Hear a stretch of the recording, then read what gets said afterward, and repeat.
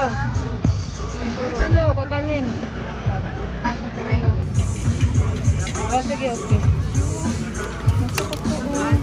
Mahablangka with langka po yan. Ang sarap. Ubi mahablangka with langka. Ano yan? Yan naman corn. Ano siya? Creamy siya. Hindi siya matigas. Creamy.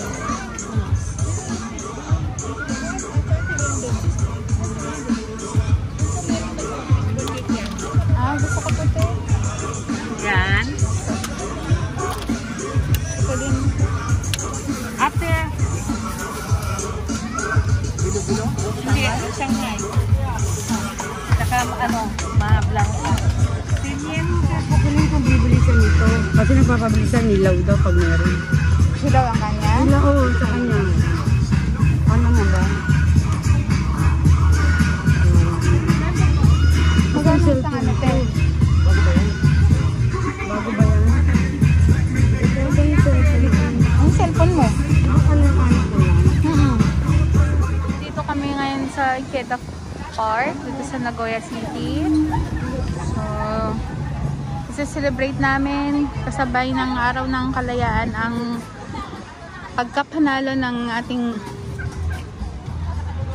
bagong presidente na si Bongbong Marcos at saka ng ating vice president na si Inday Sara Duterte. May event dito, mga pagkain Pinoy. Marami kung gusto mong kumain ng pagkain Pinoy dito ngayon. 600 daw dito eh. 600? Oo, kasi ano, malalaki naman. 600 daw. Lahat na ngayon kakala 600. Oh, sarap oh. Ate oh. Ito, ano to, kalamay, ano, Kalamay. Ate, kalamay to oh. Ito, sapin-sapin ko. Kalamay. Saan gusto ko ng kalamay? Bumili ka. Sarap, tayo no. Bili ka na ng kalamay. Olive naman mo. Ito oh. Kalamay akin, te. Isa. Dito po sa Ikeda sa kain ng Royal Japan. Mundo, maraming baby roto, tapos ang bibili ng mga foreigners na mayang mundo nito.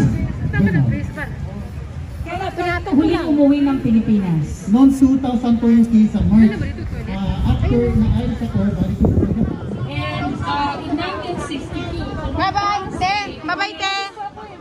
Akihito at saka si Princess Michiko sa Pilipinas to mark the relationship